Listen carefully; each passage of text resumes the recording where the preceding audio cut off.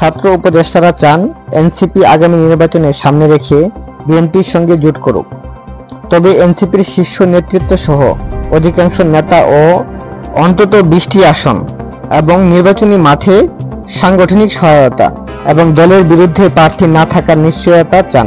এনসিপির চাওয়া নিশ্চয়তা না পেলে তারা বিএনপির সঙ্গে জোট সরকার গঠন করতে রাজি নন বলে জানা গেছে।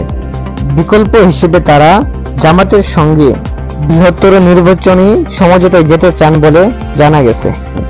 সূত্র মতে গত 13 নভেম্বর মন্ত্রীপাড়ায় একজন ছাত্র উপদেষ্টা বাসভবনে এনসিপির 30 জনের বেশি নেতার বৈঠক হয়।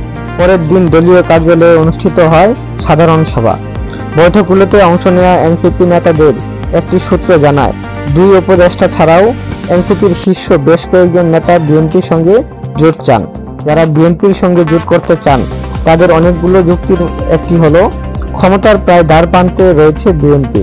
এমন অবস্থায় রাজনৈতিক সরকারের সময়ে নিজেদের নিরাপত্তার কারণে হলেও বিএনপির সঙ্গে থাকা উচিত। জুলাই গণ অভ্যুত্থানে ছাত্র নেতার নেতৃত্বের সঙ্গে সম্পৃক্ত অন্তর্বর্তী সরকারের একাধিক উপদেষ্টাও চান বিএনপির সঙ্গে জোট করুক এনসিপি।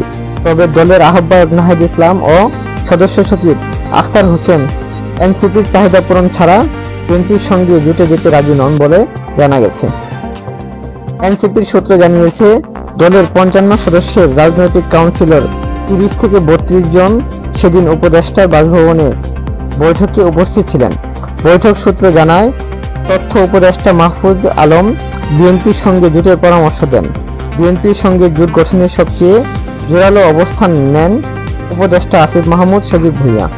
এইদিকে যারা বিএনপির সঙ্গে জোট করতে রাজি নন তাদের একটি সূত্র বলে, মূলত উপদেষ্টাদের কেউ কেউ মনে করেন তাদের বিরুদ্ধে যেসব অপপ্রচার রয়েছে তা থেকে নিজেদের নিরাপত্তা রাখতে বিএনপির বিরুদ্ধে থাকলে আগামীতে বিপদে পড়তে পারে।